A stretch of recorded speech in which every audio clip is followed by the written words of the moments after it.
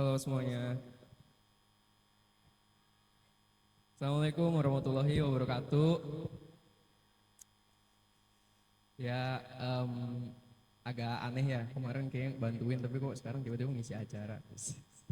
Sebetulnya, iya emang hari ini kebetulan ada sesi untuk sharing sedikit materi untuk teman-teman seputar seputar personal branding. Dan ini akan menyambung dari materi yang udah dipaparkan kemarin, mulai dari ATS, mulai dari mock-up interview, public speaking, dan lain-lain. Jadi hari ini insya Allah bakal connect, so yang masih punya catatan kemarin, boleh di notes sekali lagi supaya kita bisa nyambungin materi yang udah kalian kerjain kemarin. Mungkin beberapa jam yang lalu saya juga ngeliat ya di grup kayaknya ada apa namanya khawatir nih sebenarnya outputnya apa sih kita belajar kayak gini udah sampai malam kan sesinya ngomong mulu gitu. Memang outputnya apaan sih ya tanpa mendiskreditkan siapapun atau mengaitkan ke siapapun, sebetulnya ini yang saya pengen harapin juga gitu. Sebetulnya bootcamp ini outputnya ya praktis. Kalau teman-teman dari sini nggak bawa hal yang bisa dipraktekin, bukan artinya ada dua kemungkinan. Bootcampnya nggak ngasih praktek atau teman-teman yang nggak praktekin. Sebenarnya itu aja. Nah hari ini bakal saya coba untuk praktekin beberapa hal. Nah tapi sebelum ada paparan dulu dan sebelum lebih lanjut lagi saya mau kenalin diri saya. Boleh next slide? Oke. Oh iya, ini ada QR code. Jadi khusus sesi saya, kalian boleh tanya apapun lewat QR code ini dan semuanya anonim. Jadi silakan nanya aja tanpa harus khawatir ketahuan kalian dari mana, kalian siapa gitu. Seputar materi ini, seputar apapun tentang bootcamp ini juga nggak apa-apa banget gitu. Nah nanti kita bakal bahas di akhir sesi dan kita bakal bacain satu-satu. Ya. Tapi kalau yang mau nanya pertanyaan beneran juga nggak apa-apa ya. Misalnya nanti ada Q&A session juga gitu. Kalian boleh angkat tangan seperti biasa. Oke, next slide. Oh, gede banget ternyata ya. Oke, kenalin nama saya Nurida Tama. Saya lebih akrab dipanggil Yuda ya. Saya dari UIN Jakarta, jurusan apa? Ada yang tahu nggak? Kira-kira ada yang nebak nggak? Dari cover saya kayak gini, jurusan apa kira-kira? Apa? FT, teknik. Ada lagi nggak? Hah? FEB, pendidikan bahasa Inggris. Spoiler banget. Oke, ya boleh next slide nih kayak gedean mukanya. Saya dari jurusan pendidikan bahasa Inggris, tapi sejujurnya asal sekolah saya dulu, saya nggak dari pondok pesantren, nggak dari madrasah juga, saya nggak dari SMA juga, melainkan saya dari SMK. Nya ada anak SMK nggak di sini? Lulusan SMK. Jurusan apa kak? TKJ, wah SMK juga. Apa bang jurusannya? Otomotif. Ya? Listrik.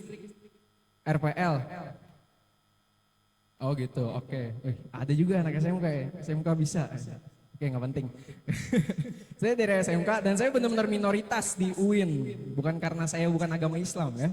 Tapi emang di UIN itu waktu saya masuk sedikit banget yang asalnya dari SMK. Sehingga saya susah nemuin circle gitu. Teman-teman masuk lewat alumni pondoknya, lewat teman-teman yang udah kenal gitu dari alma mater yang sama. Saya sendiri gitu, saya benar-benar solo gitu nggak punya pengalaman. Terus jurusan saya pendidikan bahasa Inggris, nggak relate banget tuh. Mungkin di sini ada yang ngerasain ya, oh kejebur di jurusan, salah milih jurusan, ngerasa pressure setelah milih jurusan gitu, padahal nggak relate. Nah tapi dari pengalaman saya tadi, saya coba untuk melihat lapangan gitu. Sebenarnya di UIN, khusus saya ini di area saya pribadi ya. Walaupun jurusan pendidikan bahasa Inggris yang paling fleksibel menurut saya pada waktu itu. Sehingga yang bisa menghantarkan saya untuk mendapatkan beberapa pengalaman ke depannya, saya melihat bahasa Inggris adalah jurusan yang cukup fleksibel dan akhirnya saya bisa ya dapat pengalaman lah, kurang lebih segini. Ini sedikit pengalaman aja karena takut ke apa namanya takut nggak kebaca. Ada pengalaman kerja, ada pengalaman organisasi dan volunteer ya. Saya juga aktif di beberapa bidang, terutama ini lebih nyeleneh lagi di jurusan pendidikan bahasa Inggris, kuliah di UIN, tapi sebetulnya saya lebih senang desain grafis, sosial media, saya juga senang buat planning event, terus ada beberapa pengalaman organisasi dan volunteer yang saya ikutin. Dan ini saya dapat selama saya berkuliah di jurusan yang saya rasa sampai semester 3 saya menyesali kenapa masuk ke bahasa Inggris gitu. Jadi agak gimana gitu. Oke, next lagi. Oke. Dari sekian pengalaman tadi, menurut saya personal branding ini sangat-sangat penting teman-teman. Kira-kira dari materi yang lalu, ada nggak yang bisa jelasin personal branding dengan satu kata aja? Kalau saya nyebut personal branding, kira-kira menurut kalian apa yang bisa mendefinisikan itu? Boleh angkat tangan? Personal branding. Didefinisikan dengan satu kata, kira-kira akan jadi apa? Silakan. Nama, asal. Silakan.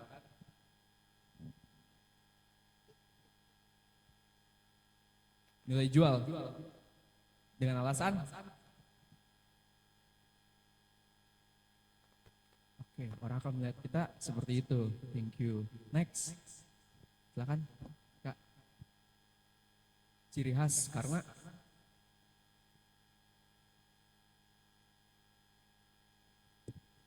ciri khasnya apa sih? Oke. Sekarang saya tanya balik ke dua orang yang udah menjawab tadi. Dari kakak siapa maaf tadi? Menurut kak siapa tadi? Sorry. Desi. Kak Desi, personal branding kakak menurut kakak sendiri itu apa? Di mata teman-teman. Paling deket teman-teman kelas nih. Sebagai si apa kan? Ada nggak? Kalau saya di kelas saya sendiri eh, personal branding saya itu mungkin lebih ke orang yang have fun aja sih, have fun, santai, nggak dibawa ribet gitu. Terus juga ya suka membantu teman-teman yang mungkin ada yang mungkin kesusahan saat membuat tugas. Have fun dan senang membantu. Ya, Biasanya ada panggilannya nggak? panggilan. Kayak panggilan di circle Oh, gitu. kalau panggilan mungkin Desi aja sih. Ya di kampus saya nggak ada nama panggilan lain. Gitu. Oke. Soalnya kalau di circle saya yang suka ngibur-ngibur gitu, badut sih dibilangnya. Enggak, jangan badut. Jadi ada beneran nggak ada nama lapangannya, nama lapangan. Nggak ada. Panggilannya. Kayak mau apa? Oke, nggak ada. Makasih Kak Desi, boleh di next ke Kak. Baik. Siapa tadi Kak? Maaf, Kak Nurayati. Mic-nya. Ada nggak sih Kak yang jadi ciri khas menurut Kakak di mata teman-teman atau lingkungan paling dekat gitu yang menggambarkan personal branding tadi ya Kak? Ya kalau saya di mata teman-teman, teman-teman sering apa ya? Jadi dilihat dari penampilan. Karena saya sering memakai baju yang produk besar, bajunya longgar. Jadi teman-teman sering bilang ibu-ibu soleha. Ibu-ibu soalnya Kak. Itu teman saya yang bilang, teman-teman saya. Amin, semoga benar-benar menjadi ibu-ibu yang soleha. Oke, ini sama teman-teman dipanggil Umi juga nggak Kak? Oke, makasih Kak. Nah, jadi personal branding ini otomatis teman-teman melekat dari apa yang teman-teman kasih lihat di lingkungan yang paling dekat, minimal dari circle kalian. Dan itu akan jadi hal penting yang berpengaruh ketika kalian pindah ke lingkaran atau area yang lebih besar. Kalian ingin dikenal sebagai orang yang seperti apa. Dan itu akan terbentuk otomatis, natural, lewat kebiasaan yang kalian lakukan. Gitu. Pertanyaannya, kebiasaan apa yang harus dilakukan supaya personal branding ini menjadi hal yang baik? With a great personal branding, we have chance to get opportunity, professional networking, recommendation, knowledge sharing, and many more. Kalau kalian berhasil melakukan personal branding yang baik, yang positif ya, yang positif, sesuai dengan tujuan atau goals kalian pengen jadi orang yang kayak gimana, kalian akan dapat beberapa hal yang tertulis di layar. Gitu. Nah ini akan berkaitan dengan apa yang jadi goals kita masing-masing. Kemarin kan udah dibahas ya, udah panjang lebar, ngomongin cita-cita, kerjaan kan, kita sebaiknya ngelamar kerja di mana. Nah oke lah, saya nggak bakal ngomongin itu. Sekarang saya bakal ngomongin gimana paling enggak kalian nyicil cara untuk dapetin itu. Nah mungkin beberapa di sini ada yang udah bekerja, ada yang udah berorganisasi, ada yang punya pengalaman magang. Tapi hari ini kita bakal coba refleksi, kira-kira udah benar atau belum sih yang kita lakuin di sana, gitu. Oke, next slide.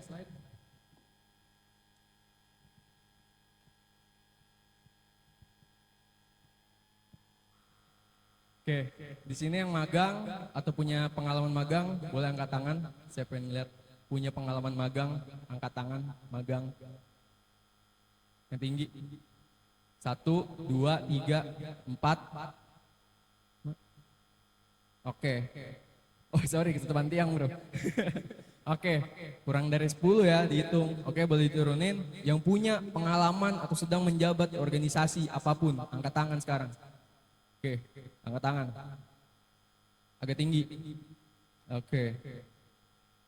Boleh diturunin, saya akan tanya sekali lagi. Yang dapat dua-duanya atau lagi jalanin dua-duanya sekarang. Magang dan organisasi. 1, 2, magang dan organisasi. 3, 4, oke, turun. Lebih mayoritas yang ikut berorganisasi. Teman-teman, kenapa cuma 2 yang saya bahas? Magang dan organisasi, UKM enggak, komunitas enggak. Karena ini paling enggak udah mencakup gitu teman-teman. Jadi saya enggak ngambil semua, tapi ini sebagai sampling dalam materi kita hari ini. Magang dan organisasi adalah 2 wadah yang paling enggak bisa ngasih teman-teman pengalaman tanpa harus mengeluarkan uang begitu banyak, tanpa harus kerja beneran, tanpa harus takut salah, tanpa harus takut nggak dapat membimbing atau nggak dibimbing, dan masih punya pengalaman kerja yang menjadi output nantinya. Saya pribadi memulai kesempatan saya magang jujur telat banget, jujur banget telat. Saya mulai magang itu baru di semester 5. Kalau saya tahu magang dapat duit, saya daftar dari semester 1. Ngapain ikut organisasi? Dulu saya mikir gitu, karena saya tahu magang ternyata dapat duit, saya kira kerja cuma-cuma. Nah, nanti kita bahas tabel yang di belakang ya. Tapi pada awal semester saya lebih memilih mengikuti organisasi. UKM, internal kampus, ekstra kampus, semua jabatan hampir dicobain. Tapi jujur nggak ada yang ngasilin uang, dan itu menjadi penyesalan tersendiri di beberapa waktu. Mungkin ada nggak sih teman-teman yang mikir kayak balik malam rapat sampai jam 10, masih disetir alumni, dapat duit enggak, pengalaman enggak ada mentornya, ngapain sih organisasi? Ini juga magang 6 jam kerja Senin sampai Jumat, balik sore, job desk kayak karyawan asli, digaji underpaid, di bawah UMR. Banyak banget gitu keluhannya. Sama saya juga ngalamin, organisasi dan magang ini punya keluhan masing-masing, tapi punya pertimbangan juga masing-masing dan bisa diminimalisir resikonya. Paling enggak itu ngasih teman-teman peluang. Saya bakal bahas tabel yang ada di belakang supaya kita bisa bedain. Dan sorry, disclaimer, saya tidak akan membandingkan lebih baik berorganisasi atau lebih baik ikut magang atau internship. Dua-duanya baik, tergantung teman-teman punya kebutuhan apa. Saya di sini akan menjelaskan secara netral aja ya. Pertama, dari tujuan. Magang udah jelas untuk karir profesional, praktek kerja. Organisasi untuk self development, kepemimpinan. Lingkungan di tempat magang tentu lebih formal karena lingkungan kerja, profesional karena itu di perusahaan. Tapi di organisasi lebih fleksibel karena masih teman-teman kita juga. Dari fokus keterampilan ya kan, hard skill nih di tempat magang lebih diajarin karena emang kebutuhan buat kerja adalah bisa secara hard skill. Tapi di organisasi soft skill mulai dari leadership, komunikasi, kerja tim, dan manajemen waktu ya, pada walaupun masih ada yang harus digebrak-gebrak kayak buat datang on time, itu juga diajarin di sana. Lalu ada tanggung jawab, jaringan, ya, networking dan kompensasi. Saya rasa ini udah dipahami, tapi ada beberapa koridor yang mesti kalian teman-teman lihat ya dari segi perbedaan organisasi dan magang. Nah, yang udah ngalamin tentu udah tahu jelas. So kita boleh next slide.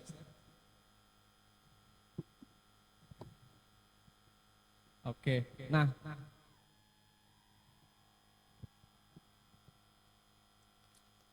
Sekarang pertanyaan berikutnya, yang tidak ikut dua-duanya siapa? Yang nggak ikut, yang mungkin belum pernah ngalamin sama sekali di kuliah, kayak habis kuliah balik kayak nggak sih, ngapain nongkrong, ngapain organisasi, ngapain magang segala gitu. Yang sama sekali kayak pikiran habis kuliah balik aja, ini pengalaman bisa nanti. Ada nggak? Nol, nol banget nih. Oke, nggak ada ya. Mengapa keterlibatan dari dua hal ini penting? Magang dan organisasi. Pertama, masa kuliah adalah waktu terbaik untuk eksplorasi diri dan membangun fondasi karir. Siapa sih yang bilang kuliah itu ngejamin sukses? Motivator mungkin ya. Saya sih nggak berani bilang ya, karena saya walaupun udah lulus ya, saya ngerasa masih tetap berproses. Kuliah itu nggak ngejanjin kesuksesan teman-teman. Kuliah itu ngejanjin peluang, membesar peluang. Dan itu tergantung kalian, mau kuliah bayar semahal apapun, kalau kita ngerasa diri kita nggak bisa buat ngedorong diri kita juga untuk berkembang, akan sulit. Dan tergantung kepada mindset. Makanya saya bilang, waktu kuliah ini menjadi waktu terbaik untuk eksplorasi dan membangun fondasi karir, lewat magang ataupun lewat organisasi. Kedua, keterlibatan organisasi, mahasiswa dan magang punya pengalaman berharga. Mungkin ada yang extend dari masa bakti organisasinya, extend dari masa magangnya karena ngerasa betah. Dan itu merupakan hal-hal yang memang lumrah gitu. Kalau memang kita udah betah di satu tempat, pasti kita perpanjang di situ, kita lama-lamain. Terus keduanya itu punya manfaat yang berbeda, tapi saling ngelengkapin. Gitu. Supaya bisa dikombinasiin dan hasilnya lebih maksimal lagi. Oke, saya nyampe sini dulu. Silakan yang mau tanya, boleh angkat tangan dari materi saya. Mau tanya? Oh iya, silakan. Nama asal.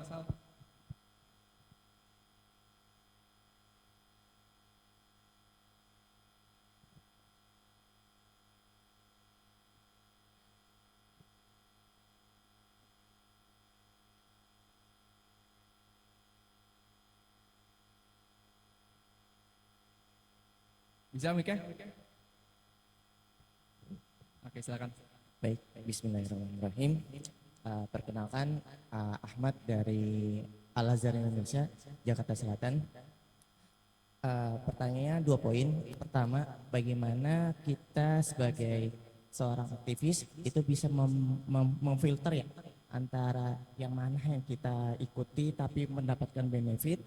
Lalu yang poin kedua, kan terkadang kita setiap dalam organisasi kan sering terjebak sama antara prioritas sama rutinitas ya. Nah, boleh memberikan tips and triknya untuk kita bisa lebih ke manajemen waktunya gitu. Sorry mau tanya, aktivis di awal itu maksudnya aktivis organisasi kah? Ya, aktivis organisasi baik internal ataupun eksternal. Oke, aktivis dalam, yang pertanyaan pertama, aktivis dalam memilih Tempat lembaga atau ormawa atau hal yang lainnya di luar ataupun di dalam kampus organisasi maksudnya. organisasi. Oke, bukan magang berarti. Bukan. Oke. Makasih Mas Ahmad ya. Oke, Mas Ahmad, saya izin jawab ya. Pertama, sebenarnya kedua hal ini berkaitan ya dengan cara pandang kita. Pertama, sebagai mahasiswa atau sebagai aktivis ya, kalau kata Mas Ahmad, gimana sih cara kita memilih organisasi atau wadah yang paling tepat untuk kita. Kedua, dan gimana cara kita make sure ada benefit yang bisa kita ambil. Oke. Menurut saya pribadi lewat kesalahan saya yang waktu maba ini langsung join 3 tempat. Ini sangat-sangat rakus, jadi jangan diikutin. Kita ini sebetulnya wajar FOMO, fear of missing out. Wajar banget FOMO. Oh iya, bentar ya. Wajar ya FOMO ya teman-teman. Jadi kadang kita pengen ikut sana ikut sini dan kita jadi cenderung bingung. Tapi masa FOMO ini sebaiknya tidak mengambil keputusan apapun kalau kalian masih ragu-ragu. Itu yang pertama. Jadi perlu banyak pertimbangan. Biasa yang saya lakukan di awal adalah dengan melihat organisasinya, goalsnya itu apa. Biasa saya minta diktatnya, minta bukletnya, minta buku buku yang memang orisinil menjadi panduan atau berisi paling enggak ada ADART-nya atau ada visi misinya dan lain-lain lah. Yang mungkin bisa saya baca. Itu yang paling penting pertama. Gak mungkin kita milih produk tapi kita nggak tahu spesifikasinya. Nah, organisasi itu kan kebanyakan Ada yang beragam nih, ada yang masih ada alumninya nih, masih ada yang ikut campur mungkin tangan donaturnya, atau mungkin kita juga nggak tahu nih anak-anaknya sebenarnya mayoritas jurusan apa, sehingga kita mungkin jadi terkucilkan atau ngerasa kurang pede. Nah itu penting banget, karena selain tahu tujuan kita juga harus tahu lingkungan, lingkungan. Lalu yang terakhir itu adalah benefit tadi di pertanyaan kedua. Sebenarnya dari organisasi ini apa peluang yang paling bisa kita ambil? Kenapa sih kok ngomongin peluang? Organisasi kan tentang memberi, betul tentang memberi. Tapi apakah kita dapat diberi kembali? Kita bukan nuntut ya teman-teman. Kita dalam bahasanya mengembangkan dan ingin berkembang juga di situ. Tapi kalau cenderung hanya kita yang memberi tanpa ada feedback dari pengurus sebagai penanggung jawab, artinya kita disedot tenaganya, dieksploitasi. Seringkali saya ngalamin eksploitasi karena bidang yang saya terapin. Di sini ada yang anak PDD nggak? Anak PDD nggak? Anak desain nggak? Anak desain di sini. Anak infokom, anak kominfo ada nggak di sini? Once kalian ketahuan bisa desain, kalian suruh desain mulu kan? Kalian diajarin nggak? Sedikit kan?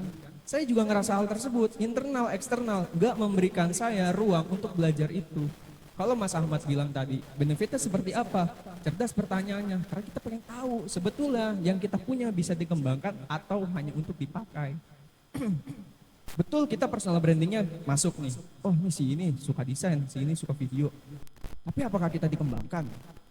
Kita cuma dieksploitasi di situ. Teman-teman. Makasih Mas Ahmad pertanyaannya, saya baru kepikiran juga. Next.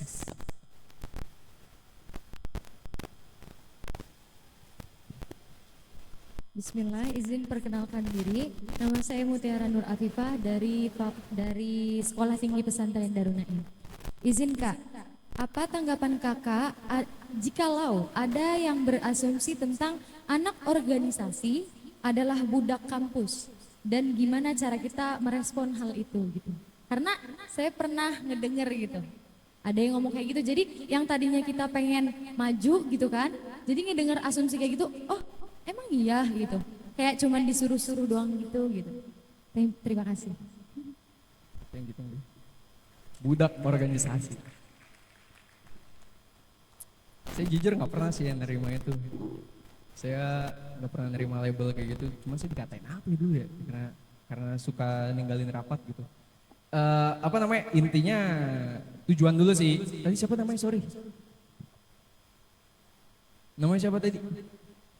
Oke. Jadi gini Ra, sebetulnya istilah budak organisasi ini istilah buat-buatan aja sebetulnya. Masing-masing kan punya tujuan, berbeda-beda.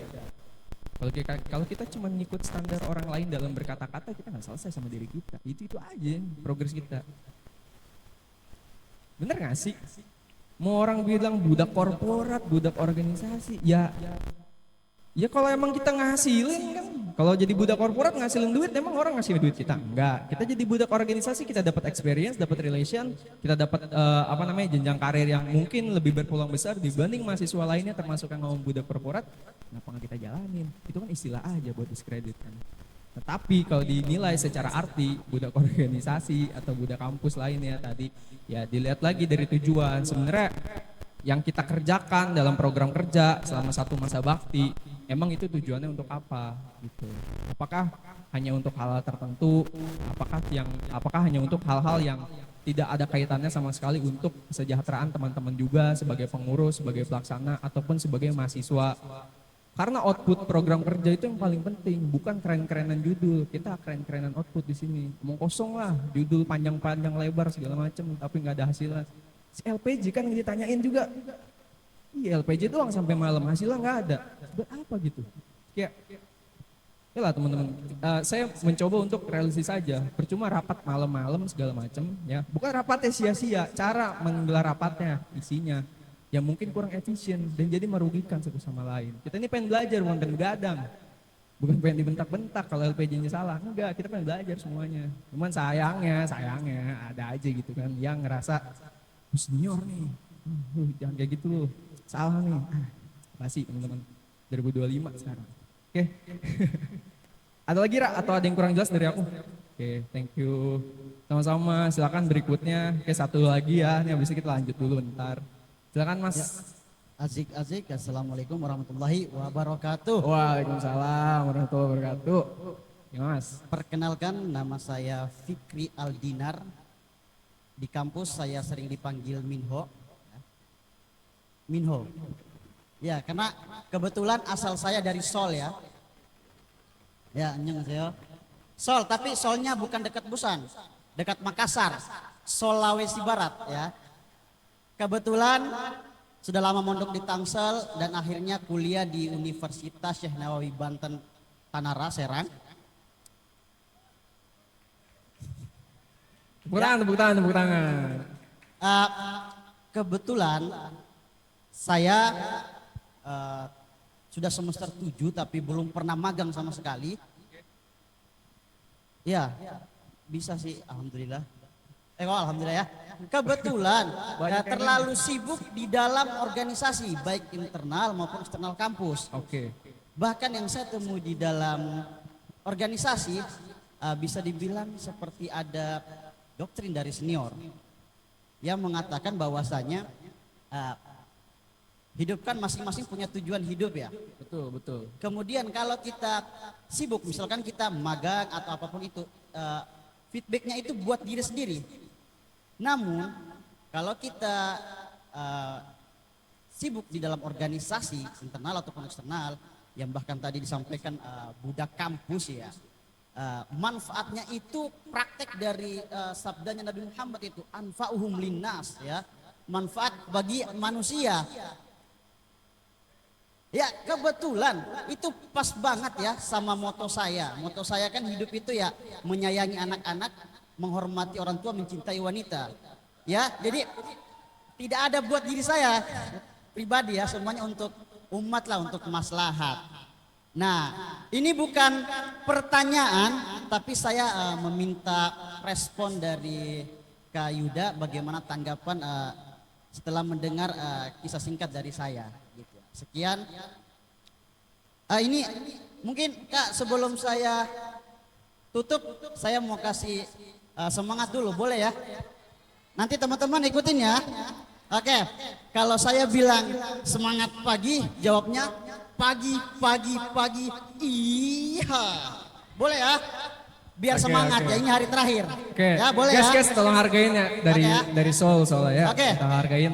Ya silakan tolong dihargai dari Seoul, kan Seoul jauh banget Iya, dari Korea. Sulawesi Barat. Ya betul. Kita ulang ya. Pagi. Iya, boleh ya. Semangat pagi. Iya. Oke, sekian. Wassalamualaikum warahmatullahi wabarakatuh.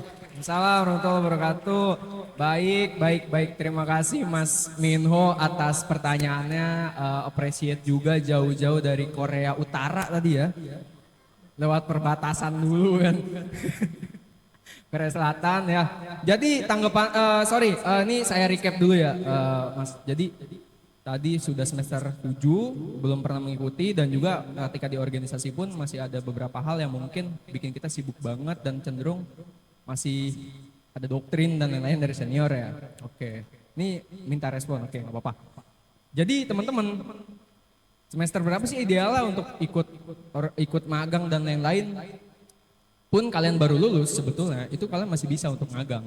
Kenapa saya merekomendasikan sebelum lulus gitu, minimal 1 tahun sebelum lulus kalian udah coba untuk magang. Karena kalau baru banget, kalian nggak bisa punya waktu yang lebih lama gitu.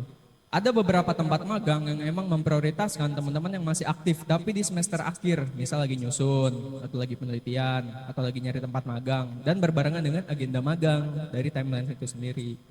Pertama itu yang bisa dicoba. Nah jadi teman-teman di sini yang ngerasa masih punya waktu untuk magang sebelum lulus atau mencoba kerja atau part time pun it's okay, nggak masalah, atau full time ya biar lebih oke lagi, tapi manajemen waktunya benar-benar berat, itu boleh banget dicoba. Saya pribadi prefer sebelum lulus paling nggak kita coba untuk magang at least 1 tahun. Karena ngumpulin portofolio 1 tahun itu udah cukup banget, banyak banget yang bisa kalian kumpulin buat ngisi CV ETS kalian. Jangan berpikir ketika lulus baru cari pengalaman. Saya berpikir sebelum lulus paling nggak cari pengalaman, dan pengalaman yang paling realistis ya karena saya nggak pinter, saya bukan orang yang senang ikut lomba, saya bukan orang yang senang berkompetisi di kejuaraan-kejuaraan wali kota, kabupaten, dan lain-lain. Saya ngerasa portofolio untuk bekerja, paling nggak untuk memenangkan diri saya sendiri, itu sudah saya menangkan di CV saya. Jadi tidak perlu dibandingkan menjadi duta ini, duta itu, juara ini, juara itu. Oke, kita punya versi masing-masing. Kedua, terus kalau di organisasi gimana nih, masih ada doktrin dan lain-lain nih. Ya sebetulnya ya cuek aja sih, nggak usah diikutin. Ya karena BPH-nya siapa kan dari segi pengurus. Ini saya cuma nanggepin singkat aja ya, sorry banget. Bukan menghakimi, enggak dari sisi kepengurusan. Kalau yang pengurus yang udah take over ya udah pengurus aja. Di atas pengurus dan lain-lain sebetulnya sifatnya hanya memberikan masukan dan nasihat. Ideal kan begitu. Kalau ikut menjadi mengambil keputusan mereka lagi aja ngurus gitu. Dan cenderung banyak doktrin dan lain-lain. Ya doktrin seperti apa dulu? Kita di umur sekian, di umur sekarang udah bisa menilai mana doktrin yang memang membangun, mana doktrin yang memang apa? Menjatuhkan bisa, menyesatkan bisa, mengacaukan pun bisa. Mana yang kita olah? Gak semua omongan orang tuh masih kita dengar teman-teman. Karena kalau kita ngendalin semuanya kita bukan avatar. Oke, jadi kita ngandelin apa yang ada sekarang. Itu sih mungkin Mas Minho. Oke. Semoga bisa diterima jawabannya. Tapi sebelum kita lanjut lagi buat discuss, mohon maaf kita lanjut dulu sebentar ya Mas. Nanti langsung di booking aja pertanyaannya. Untuk materi ini, karena kebetulan ada satu slide lagi nih teman. Ada satu file lagi. Nah ini yang praktisnya. Kita berapa menit lagi Kak Seri? Oke lanjut dulu aja. Ini ada peranan organisasi untuk mahasiswa ya. Ini ada 3 poin: pengembangan kepemimpinan, komunikasi, sosial dan akademis. Ini udah jelas. Next slide. Next slide untuk peranan organisasi, ini untuk peranan magang ya. Pertama kita punya pemahaman lingkungan kerja, keterampilan praktis dan memperluas jaringan. Nah, nomor 2 dan 3 ini merupakan poin yang paling saya cari sejujurnya ya. Teman-teman boleh notes atau punya versi kalian sendiri. Kedua itu mengasah keterampilan, yang ketiga memperluas jaringan. Saya nggak dapat 2, at least saya dapat 3 yang paling terakhir, mendapat jaringan. Pun saya nggak lulus interview, internship, dan lain-lain, saya punya kontak mereka untuk saya reach out kembali. At least LinkedIn saya connect, IG saya mutualan. Karena jujur teman-teman, semua pengalaman di halaman pertama tadi, saya mulai lewat magang dan berakhir dengan pekerjaan full time. At least 1 tahun saya kerja di situ. Jadi sudah berpindah-pindah saya kerja dari aktif kuliah. Ada yang kerjaannya remote ya, kalian dari rumah doang, mau pakai laptop gitu kan, laptopan, kaosan. Ada yang kerjaannya onsite, ada yang kerjaannya di lapangan, semua saya cobain. Tapi lagi-lagi mungkin kalau kita recap dari Kak Willy bilang ya semalam, kita harus punya expertise kita juga, kita punya bidang yang pengen kita gelutin. Dan itu yang jadi fokus kita, apapun perusahaannya, kalau bidangnya ada, kita cobain aja. Nah itu yang saya lakuin sebagai social media enthusiast, mau jadi social media manager, creative coordinator, desainer grafis, dan lain-lain saya cobain apapun perusahaannya. At least ngasih saya pengalaman. Next slide please. Kak, 50 menit lagi ya. Berapa? 10. Oke, nyantai ya. Oke, ini perbandingan lagi, kayak kepanjangan ya. Kita next aja kali ya. Boleh difoto dulu. Ini juga saya kirim sih nanti. Oke. Perbandingan. Nah, yang terakhir nih pertanyaan. Yang terakhir aja. Oke, thank you. Jadi pilih organisasi atau magang? Yang pilih A angkat tangan. Yang pilih A. Pilih A. Di depan ada A, B, C. Pilih A angkat tangan. Oke. Yang pilih B. B. Oke, B. Sorry ya teman pilar. Sorry banget ini. Yang pilih C. Kombinasi. Widih. Oke. Oke, silakan diturunkan tangannya. Jadi A, B, C. Tadi katanya netral, kok ngasih pilihan ganda? Ya ini intermezzo aja teman-teman. Jadi pilih organisasi atau magang. Semua jawaban A, B, C ini betul. Sesuai kemampuan teman-teman. Bukan kemampuan apa-apa ya, maksudnya mulai dari kemampuan diri, manajemen waktu, kondisi kalian, ya prioritas kalian, itu yang dipertimbangkan sebagai kemampuan. Saya mau milih organisasi. Karena menurut saya magang ini belum punya relasi. Saya ngerasa harus nge-build karakter dulu.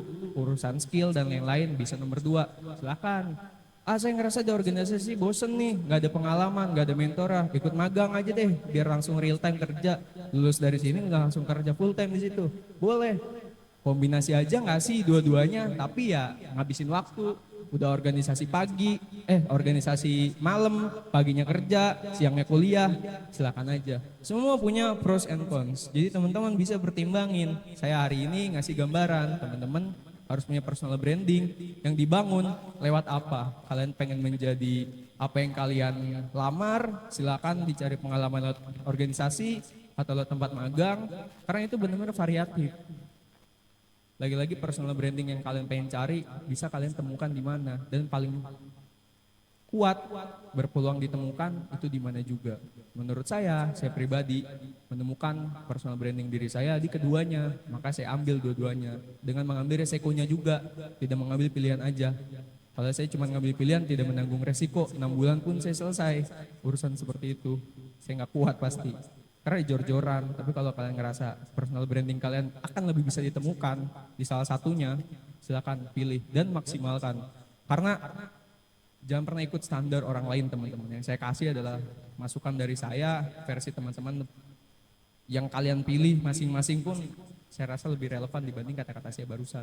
Saya nggak jualan di sini, tapi teman-teman saya harap bisa percaya ke diri sendiri.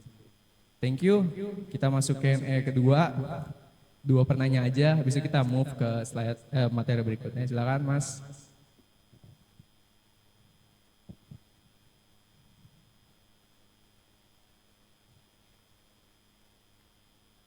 Waalaikumsalam warahmatullahi wabarakatuh. Perkenalkan, nama saya Rizky Faldi, asal kampus Sekolah Tinggi Agama Islam Sadra, Jaksel. Terkait organisasi, saya ingin kemudian mempertanyakan dan ingin mengetahui secara jelas status organisasi ini. Karena dalam pemahaman saya, kebanyakan saya melihat orang, khususnya kalau di mahasiswa di kampus saya, memahami organisasi itu cenderung tadi. Mungkin bisa Kak dikembali ke slide sebelumnya tadi, 2 slide sebelumnya. Enggak, sebelumnya lagi, terkait dengan benefit yang kita dapat dari berorganisasi. Enggak, sebelumnya.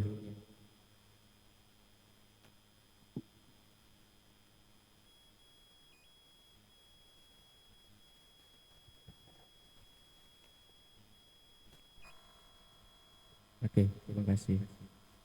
Pengembangan kepemimpinan, kemampuan komunikasi, dan pengalaman sosial dan akademis. Pengembangan kepemimpinan tentu sebenarnya tanpa berorganisasi, setiap individu bisa mengembangkan jiwa kepemimpinannya. Karena hakikatnya setiap orang punya potensi memimpin. Persoalannya bagaimana cara dia mengembangkan potensi itu. Ada yang melalui organisasi, ada yang melalui kepribadian masing-masing. Begitupun juga kemampuan komunikasi. Ada orang yang tidak berorganisasi kemampuannya lebih bagus bahkan ketimbang orang yang masuk terlibat dalam organisasi.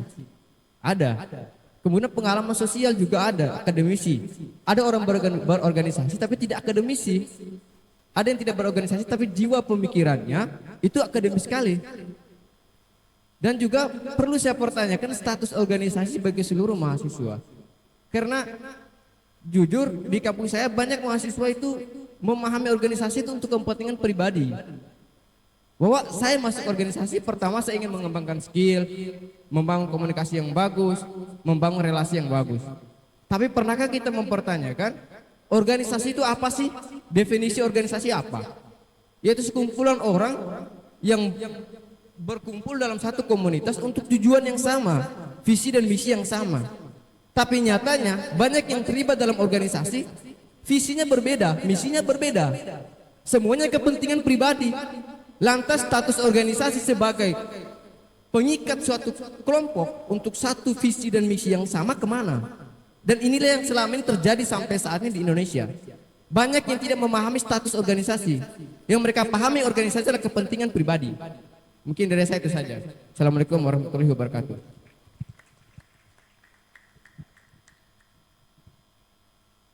Oke, pertanyaannya untuk menjawab branding yang tadi berarti Mas. organisasi ini seringkali dipandang sebagai tempat untuk menunaikan kepentingan-kepentingan pribadi saja, bukan tempat untuk yang menghasilkan 3 poin ini. Pertama, saya ingin menanggapi 3 poin ini betul bisa didapat oleh diri sendiri, bahkan tidak ikut. Tapi seseorang pasti tumbuh dengan lingkungan masing-masing. Saya hari ini tumbuh dengan lingkungan saya, sekolah di sini, teman-teman sama si ini, si itu yang ngebentuk kepribadian saya. Plus didikan orang tua, ditambah pendidikan, ya itu yang bisa saya dapat. Mungkin itu yang akan mempengaruhi teman-teman yang mungkin tidak berorganisasi tapi bisa dapat itu semua. Saya setuju, bisa didapat. Tapi tergantung lingkungan kita, seperti apa membentuk diri kita. Organisasi itu didefinisikan sebagai apa sih? Ya tentu sebagai wadah kembali, gitu. Karena punya tujuan yang sama seperti yang Mas bilang tadi, mereka ingin masuk ke sana. PR-nya ada ketika mereka masuk tapi tujuannya berbeda, gitu ya Mas. Oke. Jujur iya, saya ngelihat ada beberapa organisasi yang mungkin punya kepentingan itu sendiri. Nah, saya ingin ngomongin, saya topik hari ini personal branding dan saya nggak akan kemana-mana dari itu. Artinya, kalau organisasi udah dipandang seperti itu, atau wadah apapun, komunitas, UKM, atau tempat apalah gitu, atau tempat kita berkembang lainnya di kampus punya branding yang seperti tadi dibilang ya, negatif, artinya memang itu yang diperkenalkan. Dan mungkin dilihat dari orang-orang di dalamnya. Kalau kita ngomongin, wah Islam ini agama teroris, dilihat dari orangnya, tapi dilihat dari sikapnya mungkin. Itu sependek pemahaman saya. Nah, begitupun kita ngeliat organisasi, ya sebenarnya organisasi visinya bagus, tapi karena yang menunaikan ini orang-orang yang kadang punya kepentingan diri sendiri, jadi cenderung kemana-mana gitu. Saya mau tanya dulu, intinya dari pandangan tersebut dari Mas, ingin menanyakan apa? Apakah kita ingin menafikan itu? Kita berusaha menjawab orang-orang yang punya perspektif seperti itu, atau diri kita sendiri yang ingin mengubah itu ketika kita ada di organisasi? Itu dulu Mas. Mana yang mau coba ditanyakan di forum? Karena saya nggak akan berpindah dari personal branding. Oke. Terima kasih atas ini Kak, responnya. Jadi sebenarnya dalam hal ini saya ingin kemudian memperjelas kembali dan mempertanyakan kembali status organisasi ini. Karena memang di Indonesia ini kan sekarang marak lah organisasi ya, internal eksternal lah. Apalagi yang sekarang ini di Indonesia ini banyak mahasiswa itu bergelut di organisasi eksternal. Dan pro kontra itu terjadi di organisasi eksternal. Jarang kita menemukan pro kontra itu terjadi pada organisasi internal. Karena mereka dinaungi satu lembaga yang sama. Tapi kalau berkaitan dengan organisasi eksternal itu kan sudah dua warna yang berbeda ya. Dan kebanyakan saya melihat bahkan mungkin di teman-teman saya sekalipun juga ketika dia masuk organisasi A misalnya, dia merasa kayaknya udah saya dapat nih, ya udah pindah lagi ke yang lain. Ini juga udah saya dapat nih, udah pindah lagi yang lain. Nah itu yang saya menganggap bahwa tidak ada konsistensi antara pemahaman terkait organisasi. Karena contohlah kecil kayak gini, kita masuk ke rumah A misalnya, kita sudah dianggap keluarga dalam rumah tersebut. Kemudian kita mau kabur dari rumah itu tanpa ada salam, tanpa ada penyampaian informasi atau apa sebagai bentuk rasa terima kasih kita kepada rumah A. Kemudian kita pindah ke rumah B. Dan begitu pun sebaliknya dari rumah B kita ke rumah C. Layakkah kemudian kita setelah mendapatkan apa yang kita terima dari rumah A, kemudian kita campakkan mereka? Seakan-akan kita ini benalu dalam organisasi mereka. Kita benalu dalam rumah mereka. Kita sebagai tamu setelah mendapatkan hal yang privat, hal yang prinsip dalam rumah mereka, kita ambil, kita bawa keluar. Itu kan merusak citra organisasi. Oke, yang saya tangkap di sini berkaitan dengan etika berarti Mas. Etika mahasiswa menganggap dalam memandang wadah mereka berkembang, terlepas itu organisasi seperti dicontohkan tadi dan ceritakan barusan, ataupun tempat mereka bekerja. Oke, ini mungkin agak keluar, tapi ngomongin etika nggak kalah penting. Dimanapun teman-teman berkembang, tentu rahasia, informasi segala macam itu perlu sangat-sangat dijaga. Kalau di perusahaan tuh ada NDA, kalau di organisasi ya ada ada sumpah, ada hal yang kalian janjikan ketika kalian dilantik atau kalian istilahnya lupa kan tuh, diikrar. Betul sekali, sampai lupa. Thank you. Nah, itu yang perlu dijaga. Ngomong-ngomong soal etika dari cerita Mas saya tadi, betul banget. Etika dimanapun ini udah jadi bare minimum yang harus dijaga, standar banget. Mau kalian berkembang dimanapun. Ya, dalam memandang organisasi, ya ini kita ngomongin organisasi. Dalam memandang organisasi, tentu harus konsisten. Tapi bukan berarti kalian tidak bisa berpindah. Alasannya satu, ini dari diri sendiri ya. Kalau kalian ngerasa kurang cocok, bukan berarti kalian bisa meninggalkan semena. Betul tadi kasusnya. Artinya ada pengunduran diri dan lain-lain. Kekurang cocokan ini bisa ditimbulkan dari goals organisasi mungkin yang kurang sejalan, lingkungan yang kurang membangun menurut kita, orang-orang yang mungkin gak suportif menurut kita, atau seperti cerita tadi ada kepentingan lain yang justru dibawa dan cenderung merusak. Nah itu hal yang perlu difilter. Mungkin dari pertanyaan tadi ya, di awal kita harus melihat benefit seperti apa, tujuan seperti apa.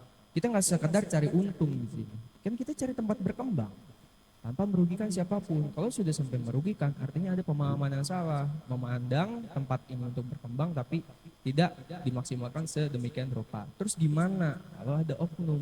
Ini yang perlu dievaluasi teman-teman. Nah, ini kan karakter satu sama lain. Kalau kita ngomongin organisasi pasti panjang, tapi ada kaitannya dengan kerjasama. Ini penting banget dan saya rasa itu agak di luar konteks buat ngomongin itu, tapi penting sekali menjaga kerjasama dan kepercayaan satu sama lain dan itu menggambarkan loyalitas. Semua yang saya omongin ujungnya akan berhubung ke personal branding dan sama dengan loyalitas poin A ini. Kalau semua yang kalian ikutin, kalian gak ikutin, semua yang kalian coba gak kalian ikutin dengan rasa loyal di dalam hati, semua juga bakal balik lagi ke diri kalian. Agak sia-sia gitu kalau kalian gak loyal sama tempat kalian, organisasi ataupun tempat magang, ataupun kerjaan. Saya rasa seperti itu yang Mas yang bisa saya jawab. Mungkin kalau ada yang kurang setelah forum ini kita bisa diskusi lagi. Thank you. Next mungkin satu penanya, langsung aja pertanyaannya ya. Kalau bisa Mas. Kita ada satu lagi, agak dikejar dulu nih biar kita makan siang ntar. Assalamualaikum warahmatullahi wabarakatuh. Waalaikumsalam warahmatullahi wabarakatuh. Perkenalkan nama saya Muhammad Fikri dari Institut Bina Madani Indonesia. Coba Kak, di slide-nya tuh yang tentang peranan magang. Peranan magang? Ya. Oke. Itu di situ mengasah keterampilan praktis Kak. Tuh. Kenapa sih keterampilan praktis penting untuk diasah melalui program magang? Dan apakah semua program magang benar memberikan keterampilan praktis atau justru hanya memahami pekerjaan administratif tentang hanya nilai pembelajaran di bangku kuliah gitu. Ya, terima kasih. Terima kasih pertanyaannya buat keterampilan praktis. Jawabannya adalah tergantung, depends. Tapi paling nggak bisa lebih besar peluangnya dibandingkan kita berorganisasi. Saya nggak mendiskreditkan, tapi sepengalaman saya, misal, gak semua demisioner, gak semua pengurus setelahnya, ataupun orang-orang yang udah lebih bisa, siap dan bersedia untuk melakukan mentoring ke teman-teman yang baru mengurus. Gak semuanya secepat itu dan sekonsisten itu untuk transfer knowledge, di mana padahal kepengurusan baru di semua wadah pasti butuh yang namanya pelatihan. Nah, kadang kita cuma kepikiran, kita upgrading aja gak sih sekali upgrading kepengurusan. Kita adain seminar lagi aja nggak sih, workshop lagi aja nggak sih? Iya kita adain, tapi efektif nggak? Itu yang dipertimbangkan. Saya berpikir ke arah sana. Kenapa saya bilang ini ada di tempat magang? Karena kalau kalian udah ikut program magang, perusahaan pasti akan menyediakan at least satu mentor di divisi kalian. Kalau kalian ikut di beragam divisi, setiap divisi punya mentor dan dia pasti megangin dengan jumlah maksimal yang berbeda-beda. Satu orang megang 5 anak magang, pasti ya udah ditutorin ke dia aja gitu. Kalau nggak cukup dia bakal oper. Karena perusahaan ini berkaitan dengan profesionalisme. Kalau output kita nggak sesuai, ya perusahaan juga pasti komplain lah. Atasan pasti komplain. Nggak mungkin dong ini produk desain botol nggak jadi desain botol kaleng gitu, tadi botol plastik gitu kan nggak nyambung banget. Nah, error-error seperti itu yang butuh di mentoring. Kenapa saya tulis di sini kemampuan praktis? Karena udah pasti di mentoring. Emang udah pasti ada. Tapi kalau kalian baca beberapa kasus magang akhirnya nggak dibayar, kalian magang cuma dihabisin doang tenaganya di situ, tapi nggak diajarin, ya udah cabut minggat. Karena itu toksik teman-teman. Karena kita kerja ya karena kita pengen ditukar gitu, tenaga kita ditukar pengalaman, ditukar uang, ditukar relasi. Ini kalau kita nggak dapat penukaran di situ, kita buat apa? Kerja itu kan ya harus ada yang dibawa balik. Kalau nggak pengalaman ya uang, itu doang gitu. Dan kita pasti yang kalau di posisi mahasiswa kita prefer pengalaman dulu sampai kita oke, kita ngerasa kita punya value di bidang itu, barulah kita ngomongin soal uang. Nah, terus poin apalagi selain keterampilan praktis tadi Mas, sorry. Tapi itu magang bisa, apakah cuman formalitas mempercantik CV doang gitu Pak, apa gimana Kak? Formalitas. Iya. Balik lagi ke niat awal. Kalian maunya untuk formalitas atau untuk pengalaman? Magang ini kan ada yang emang jurusan nyuruh mahasiswanya magang. Ada juga yang enggak atau magangnya itu di bidang lain. Contoh saya di pendidikan. Nggak ada magang di perusahaan. Saya nyari sendiri ke perusahaan. Tapi saya tetap magang sesuai jurusan saya, yaitu mengajar di sekolah namanya PLP. Gitu. Karena bidang saya, jurusan saya di pendidikan. Saya harus tetap ngajar untuk kebutuhan SKS. Nah, kalau di luar itu ada yang pengen dicari, magang di perusahaan kan mandiri masuknya. Magang mandiri. Nah, itu kalian cari sendiri dan manage waktunya sendiri. Kalau di kampus, di luar area kampus Islam, itu kan ada magang Merdeka kalau kalian tahu kan.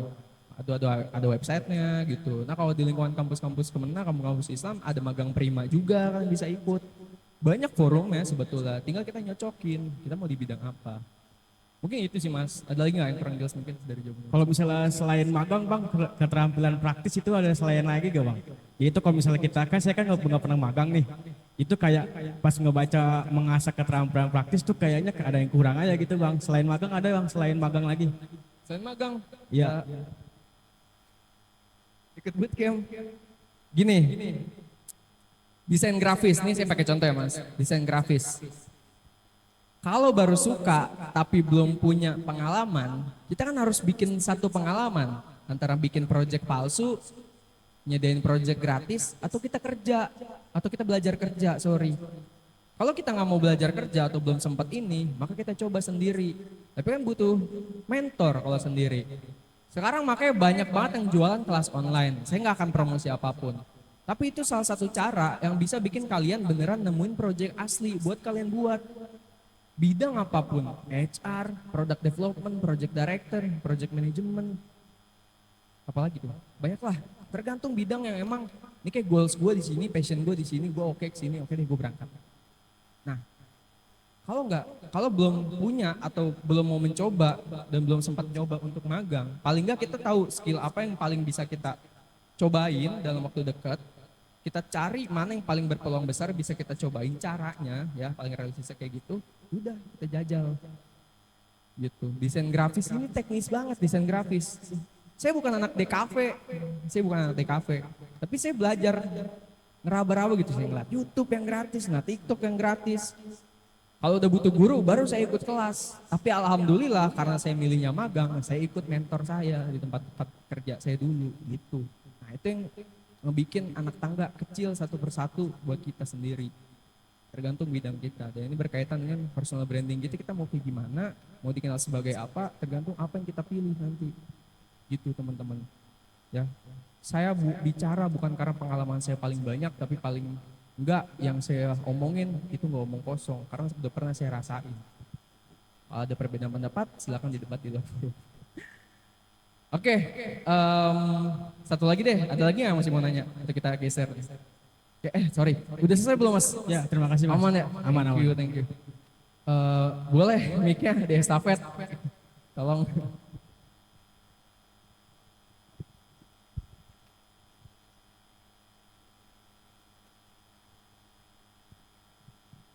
Assalamualaikum warahmatullahi wabarakatuh. Waalaikumsalam warahmatullahi wabarakatuh. Kenalkan, nama saya Siti Nurhasana dari Kampung Otista Banten. Izin bertanya Kak, bagaimana cara kita mengajak teman-teman untuk gabung organisasi? Karena organisasi itu sangat penting sekali bagi skill kita, kemampuan komunikasi kita, jiwa kepemimpinan kita. Dan supaya tidak dicap kupu-kupu, kuliah pulang. Itu aja sih Kak, terima kasih. Oke, sama-sama. Namanya siapa tadi? Sorry. Tadi namanya siapa? Siti Nurhasana. Oke, terima kasih Siti. Jadi ini ada kaitannya nggak ya sama personal branding? Ada, oke. Karena mau promosiin organisasi betul ya. Oke.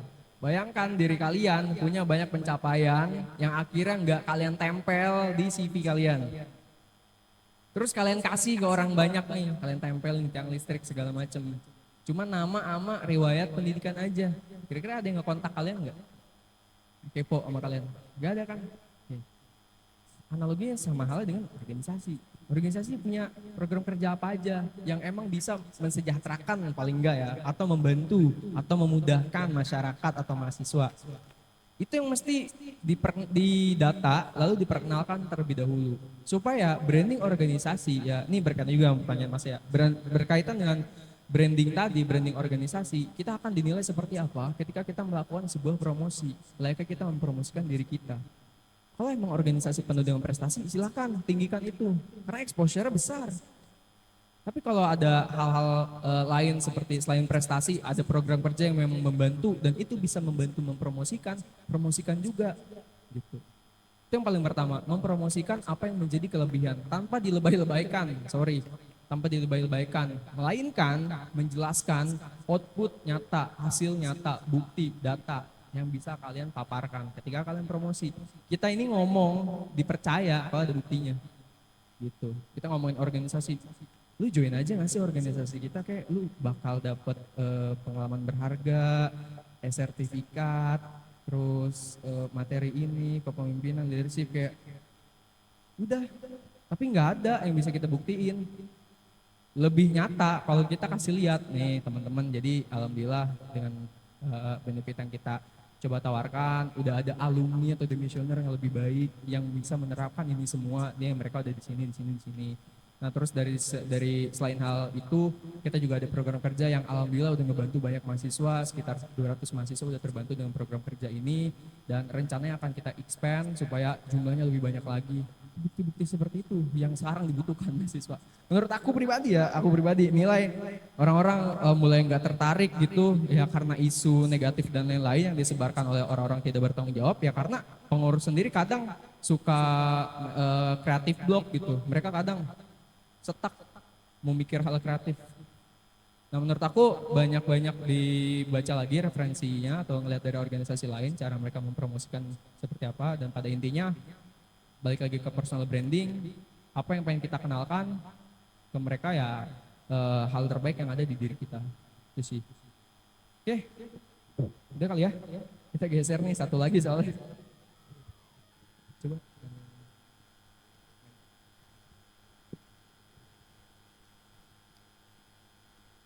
Oke, nah link yang tadi udah diisi atau belum ya? Ada yang udah ngisi belum linknya? Mau dibacain dulu nih sebentar sebelum kita geser ya kan?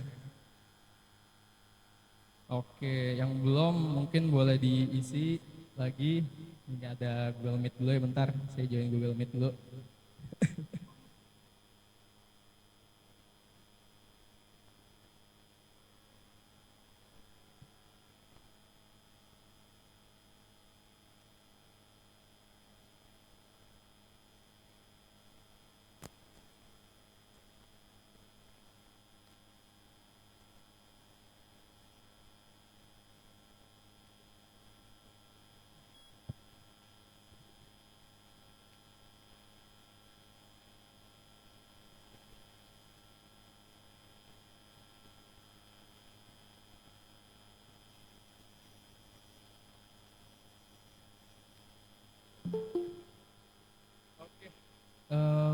Barcode-nya boleh di-reshare lagi mungkin sebentar, barcode-nya yang tadi. Barcode yang di awal.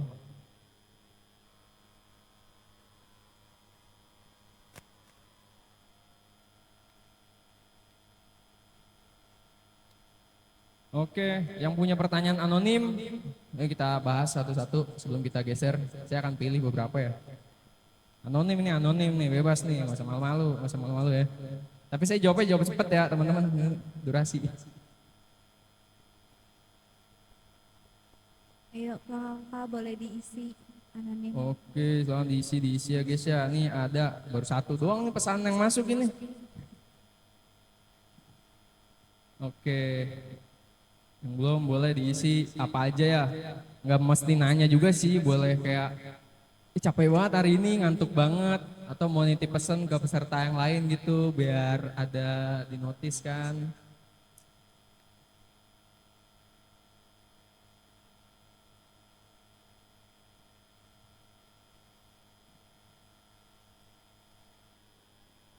Oke, nah ini di zoom dikit kali ya Mas ya. Oke, ini kita baca ya satu ya dari menit yang 56. Kepencet, sorry. Ini dulu. Apakah personal branding itu penting? Bukankah itu merubah karakter dan tabiat asli kita? Ya, enggak juga sih, tergantung. Kalau karakter asli seperti gimana ya?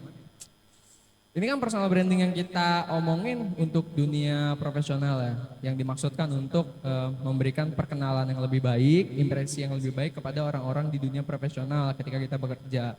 Kalau ada tabiat asli yang mungkin kurang enak dan lain-lain, ya itu kan urusan pribadi ya teman-teman. Saya juga nggak bisa ngakimin gitu, punya kekurangan masing-masing. Dan kalau ditanya mengubah atau enggak sih, enggak mengubah gitu. Paling enggak kita menyampingkan sementara ego kita untuk menunjukkan tabiat asli untuk kepentingan profesionalisme tadi. Kan nggak mungkin kita marah-marah depan klien, nggak profesional banget. Nah itu yang saya maksud, lebih seperti itu. Terus apa lagi nih? Gimana cara aku LinkedIn banyak koneksinya? Connect ke beberapa orang dekat dulu. Setelah itu connect ke beberapa perusahaan yang emang kalian harapkan bisa berkarir di situ. Mulai kalian connect dari HR-nya dulu. Kan biasa ada title-nya nih, HR di Indomaret, HR di Alfamart, HR di Hypermart dan lain-lain. Nah, connect ke HR ini ngebantu kita, HR perusahaan ngebantu kita untuk berkoneksi. Satu waktu kalian bisa berkirim pesan ke mereka, nanti saya tunjukin ya. Hai ganteng. Kaget banget, Kak jomblo nggak? Oke, itu nggak usah jawab. Spill IG Kak Seril, jawab Kak Seril. Serin guys, Serin, bukan Serin Seril. tuh, langsung aja minta aja, Kak semangat, ya makasih. Bagaimana orang yang memiliki personal branding yang high value, namun pada kenyataan tidak demikian? Bagaimana orang yang memiliki personal branding yang high value, namun pada kenyataannya tidak demikian? Bagaimana? Ya. Oke. Cover sama isi beda gitu ya kali ya. Padahal nggak ada, cuman personal branding aja. Ya nggak masalah teman-teman, nggak masalah. Yang penting dipertanggungjawabkan. Gini ya artinya, bukan boleh bohong ya, bukan diajarin bohong, nggak sama sekali teman-teman. Kalau ngomongin personal branding ini kan sebaiknya organik, nggak yeping, nggak ngarang. Gue punya mobil, gue punya perusahaan sini, kontrakan gue pintes 1.000, buat apa kita dikenal tapi tanpa ada pembuktian gitu. Nah yang saya bilang dari tadi, itu kan proses membangun personal branding, bukan mengarang personal branding gitu. Memang kadang kalau lagi kita nge-branding diri itu suka ada yang dilebih-lebihin, dalam artian untuk pemanis. Nah kalau sampai ngebohongin tuh manisnya udah biang banget berarti. Ganti ya, next Kak, kalau mau cari-cari tempat magang gitu gimana sih caranya? Nanti kayaknya nggak cukup. Saya bakal share IG-nya di grup aja ya. IG buat teman-teman nyari tempat magang sama beberapa platform yang sering saya pakai. Nah itu sering tembus biasanya. Nah tapi syaratnya si yang ETS tadi dibener-benerin dulu.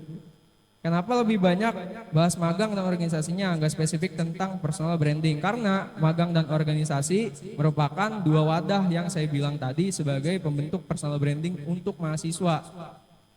Gitu teman-teman alasannya. Kenapa banyaknya di situ? Karena kalau di situ belum selesai, kita nggak selesai sama personal branding kita. Nah, kita ngomongin di dunia kampus, bukan di dunia personal. Kalian nyari informasi atau belajarnya di mana? Oke, disclaimer. Saya bilang dari tadi. Next, menurut kakak lebih baik kompeten banyak hal atau tapi tidak perfectly atau kompeten di satu hal tapi perfectly? Satu hal perfectly. Karena kalau satu bidang udah oke, akan lebih fokus ke bidang lainnya. Karena saya nggak bisa multitasking. Cara mengembangkan personal branding dalam diri kita, tadi udah jelasin. Oh ini panjang nih.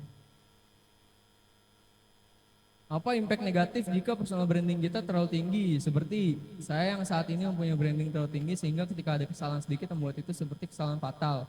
Bagaimana saya seharusnya bersikap paling enggak memiliki solusi atau penanganan masalah yang lebih profesional dan terlihat elegan dan tidak terburu-buru, tidak terlihat clumsy atau ceroboh. Nah, emang ini sering banget terjadi ya teman-teman, kalau kita udah mungkin punya brandingan, kita bikin salah tuh kita disorot banget. Tapi ada baiknya bijaksana nanggepin itu untuk nyelesain itu lebih baik dan lebih profesional. Next, sebagai pemimpin, bagaimana cara membangun image depan umum, harus khususnya anggota, agar disegani dan tidak disepelekan. Agar disegani, apa ya? Kasih tahu aja semester 12 nih gue. Enggak ya. Apa ya, khususnya anggota, personal branding, karakter leadership itu kan beda-beda ya teman-teman. Kalau branding kalian orang yang tegas tapi tidak cocok dengan anggota kalian yang mungkin lebih suka yang santai, sepertinya pemimpin yang harus menyesuaikan sih menurut saya. Tapi tidak mengubah 100%, menyesuaikan itu untuk beradaptasi aja gitu. Untuk disegani dan ditakuti menurut saya gimana ya? Balik lagi sih ke tujuan pemimpin masing-masing, seperti itu. Kalau kita masuk organisasi tanpa ambisi apapun, jadi kayak ngalir aja gitu, menurut Kak Yuda gimana? Ya gak usah ikut aja sekalian, karena buat apa cuman cari label doang gitu, ngabisin waktu, lebih baik kalian nyari yang bisa ngasilin buat kalian. Karena saya suka kesel sama orang yang numpang nama gitu kadang-kadang. Ada tapi gak ada kontribusi, dan ini akan merugikan bagi teman-teman yang lainnya juga. Kalau emang ada masalah kan baiknya diomongin gitu masing-masing. Bagaimana meningkatkan personal branding? Kita nggak tahu kelebihan kita. Tes MBTI paling nggak kalian tahu dari karakter. Kedua itu tes personality ya, ada websitenya juga. Kalian tahu paling nggak arahnya mau kemana. Dari segi hobi, kepribadian dan kesukaan. Setelah itu realisasiin ke pekerjaan apa yang potensial dari hasil penelitian itu. Lewat survei itu yang paling bisa ngegambarin kalau kalian susah buat ngebaca diri kalian sendiri. Oke, dari presentasi kakak sampai akhir saya ingin dapat output nyata dari acara ini. Pertanyaan apakah yang bisa setelah bisa langsung magang dan pekerjaan lo terrelasi kakak. Bismillah Kementerian Agama. Cair. Itu bisa diatur ya. Connect aja dulu. Ini yang ngirim tadi bisa ngobrol sama saya aja. Ngopi bang, ngopi. Ayo abis ini kita ngopi. Gimana cara bangun personal branding biar nggak kena ain? Saya nggak berani, jujur, Wat, demi Allah saya nggak berani jawab ya, saya takut banget jawabnya. Ya, nanti ya. Ketika benar kena ain ini kayak pusing juga ini. Ketika masuk organisasi memiliki pemimpin anti kritik, baiknya kita harus apa? Ya terus mengkritik aja lah. Pemimpin mana ada anti kritik? Gimana cara mengajukan magang? Nah, cara mengajukan magang, CV, terus cover letter atau resume kalian juga bisa dipakai sama portofolio. Nanti saya ngobrolin. Panjang nih portofolio soalnya. Sejauh proses yang telah dilalui, boleh sedikit memberikan gambaran pada kami bagaimana cara kakak memposisikan kuliah dan organisasi jika pada saat yang sama terdapat tabrakan jadwal kegiatan. Saya ngambil, kalau matkul masih padat, saya ngambil magang yang online atau magang yang paling enggak bisa dikerjain tapi nggak full 1 minggu ngambilnya. Bisa ngambil 3 hari dalam 1 minggu, itu biasa saya pilih. Ketika udah semester sekian, udah ada yang lagi dikerjain kayak penelitian, kayak skripsi, itu baru saya ngambil yang lebih banyak jamnya. Karena saya udah kosong kan matkul, jadi udah enak. Nah apalagi tinggal skripsi ini matkulnya, wah udah kosong banget tuh, udah kayak hampir lupa, oh masih mahasiswa kita ya ternyata.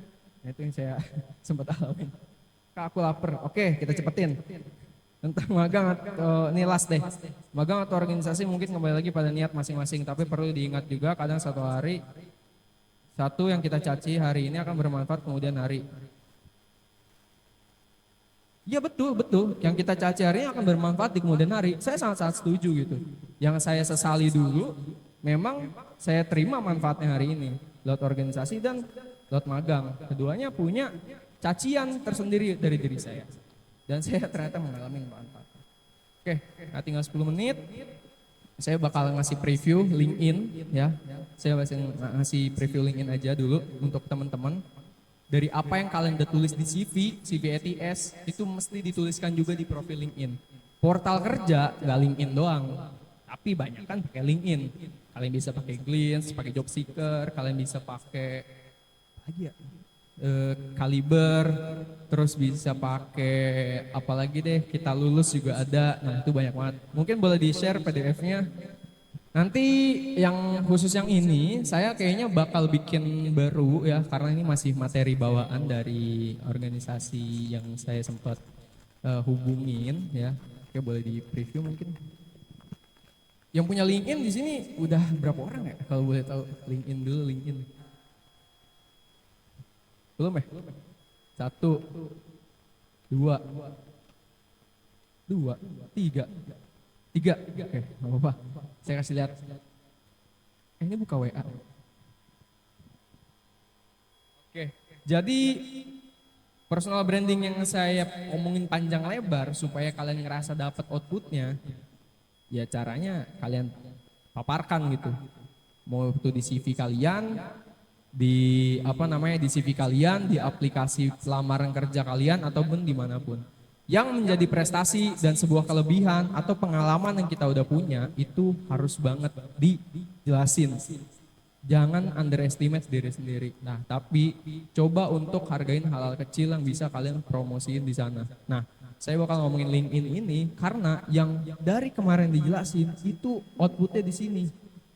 Semua yang udah kita jadiin pengalaman kerja, pengalaman belajar, dapat kejuaraan dan lain-lain, ini akan menjadi personal branding.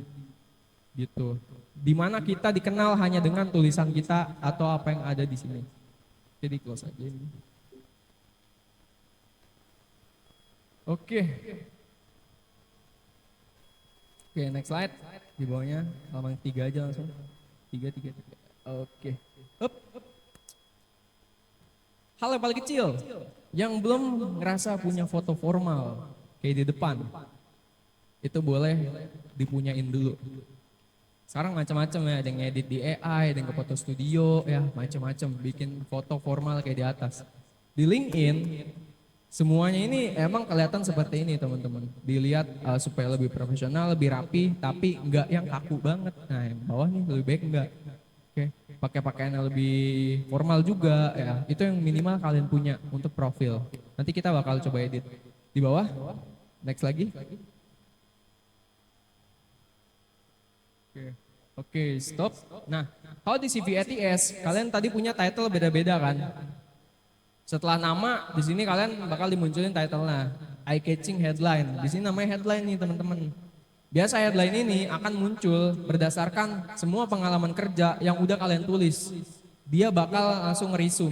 Munculnya apa? Misal pengalamannya di sini sebagai public relation nih kebanyakan. Nah nanti dia bakal munculin nih yang paling lama atau yang lagi berjalan pengalamannya atau pekerjaannya. Itu di bawah Head of Public Relation AIESEC Indonesia. Contohnya kayak gitu. Nah, jangan sampai bikin headline ini kayak di bawah nih yang gak boleh. Tuh, do it with your heart. Jangan ngasih moto, jangan ngasih motivasi gitu. Atau jangan sampai nulis yang kayak di bio IG gitu. Fallback or block gitu. Nah, jangan tuh kayak DM for price gitu. Jangan. Kayak kita di sini promosin apa yang kita kerjain gitu. Next slide please. Oke, nah terus ada summary. Di CV ATS ada ringkasan tentang diri sendiri kan? Ada kan? Di paling atas. Itu tinggal di copy paste. Masukin aja ke sini. Selama pengalaman kerjanya sama dengan CV, tinggal pindahin aja. Nah, di bawahnya biasa dikasih pengingat tuh, visit Instagram. Ya, kita bisa promosin IG kita juga di situ supaya orang ngelihat profil kita di Instagram. Nah, jadi summary ini pastiin bener dulu di CV ATS yang emang ngejelasin ringkas dari semua pengalaman dalam satu paragraf. Itu kunci. Sama keywordnya juga dicocokin tuh nanti. Oke. Kalau udah tinggal copy paste, tempelin di profile kalian. Udah jadi tuh, udah 3 poin penting kita selesain. Next slide please.